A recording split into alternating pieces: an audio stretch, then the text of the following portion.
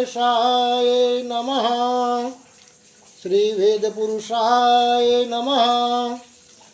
वासुदेवाय नमः। सचिदानंदरूपाय विश्वोत्पत्त्यादिहेतवे तापत्रय विनाशाय श्रीकृष्णाय वयं नमः। महाभारत के अंदर भाग छठो जरकारु ऋषि की कथा और आस्तिक का जन्म। सैनिक ऋषि ने पूछा, सूतनंदन, आपने जिन जरकारु ऋषि का नाम लिया है उनका जरकारु नाम क्यों पड़ा था? अनेक नाम का अर्थ क्या है और उसने आस्तिक का जन्म कैसे हुआ? उग्र श्रवाजी ने कहा, जरा शब्द का अर्थ है क्षय, कारुण शब्द का अर्थ है दारुण।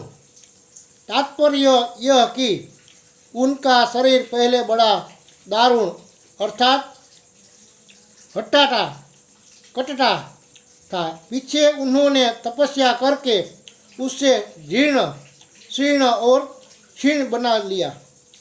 इससे उनका नाम जरकारु पड़ा।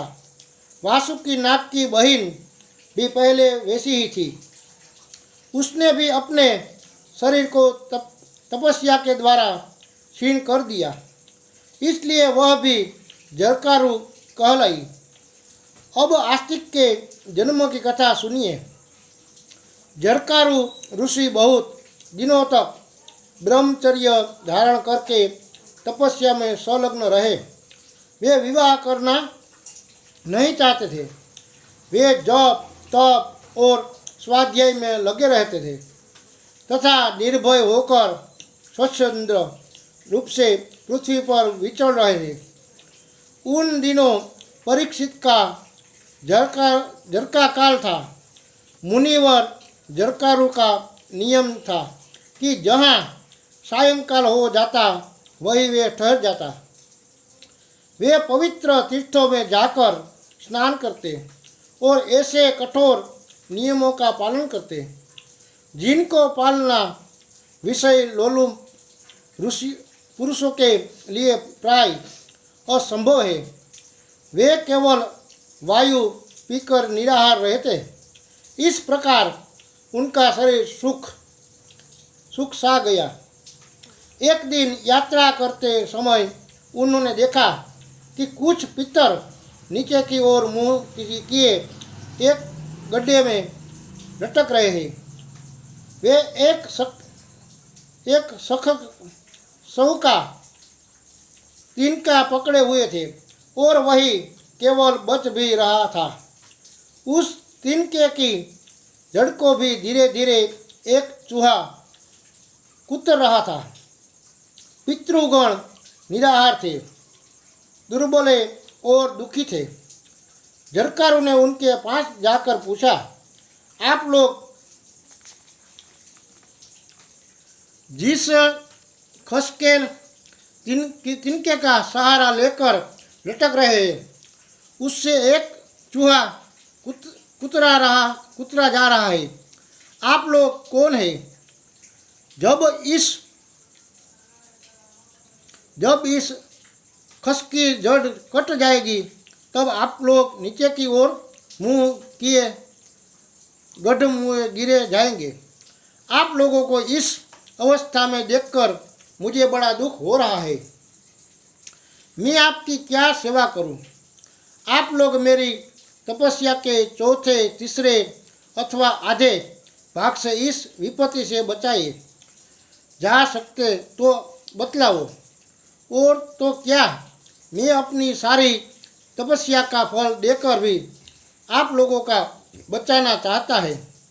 आप आज्ञा कीजिए।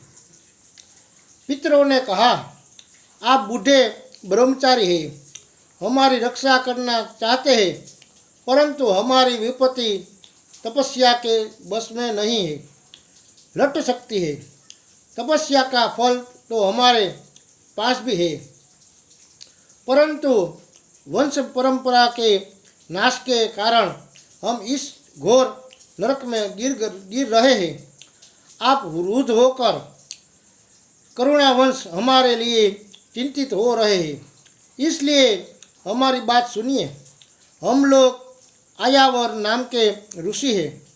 वंश परंपरा क्षीण हो जाने से हम पुण्य लोकों से नीचे गिर गए हैं।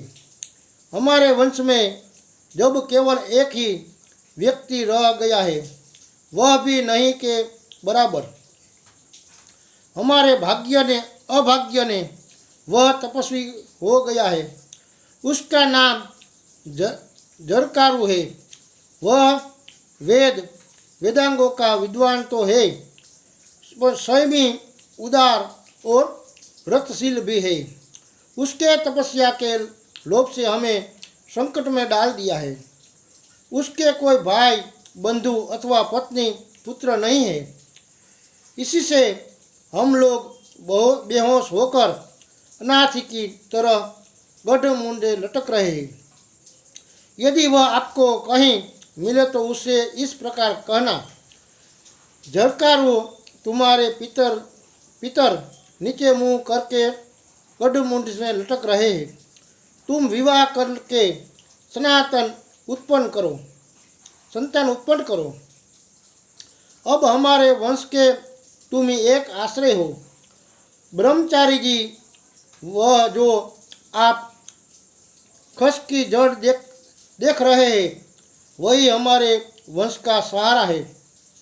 हमारे वंश परंपरा के जो लोग नष्ट हो चुके हैं, वही इसकी कटी हुई जड़ें हैं। यह अधकटी जड़ ही जरकारु है। जड़ कुतरने वाला चूहा महाबली काल है। यह एक दिन जरकारु को भी नष्ट कर देगा। तब हम लोग और भी विपरीत में पड़ जाएंगे। आप जो कुछ देख रहे हैं, वह सब जरकारु में कही गएगा। कृपा करके यह बतलाइए कि आप कौन हैं और हमारे बंधु की तरह हमारे लिए क्यों शोक कर रहे हैं। पितरों की बात सुनकर जरकारु को बड़ा शोक हुआ। उनका गला रुंध गया। उन्होंने गदगद वाणी में अपने पितरों में कहा, आप लोग मेरे ही पिता और पितामह हैं। मैं आप लोगों का अपराधी पुत्र जरकारु हूँ। आप लोग मुझे अपराधी को दंड दीजिए और मेरे करने योग्य काम बताइए। पितरों ने कहा, बेटा, यह बड़े सौभाग्य की बात है कि तुम संयोगवश यहाँ आ गए।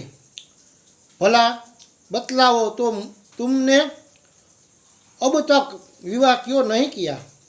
जरकारु ने कहा, पितृगण, मेरे हृदय में यह बात निरंतर घूमती रहती थी कि मैं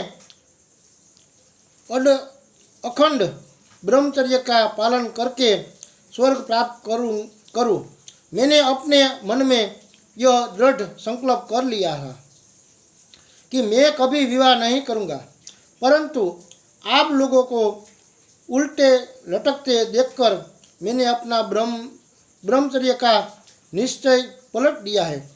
अब मैं आप लोगों के लिए निसंदेह विवाह करूंगा। यदि मुझे मेरे ही नाम की कन्या मिल जाएगी और वह भी भिक्षा की तरह, तो मैं उसके पत्नी के रूप में स्वीकार कर लूँगा।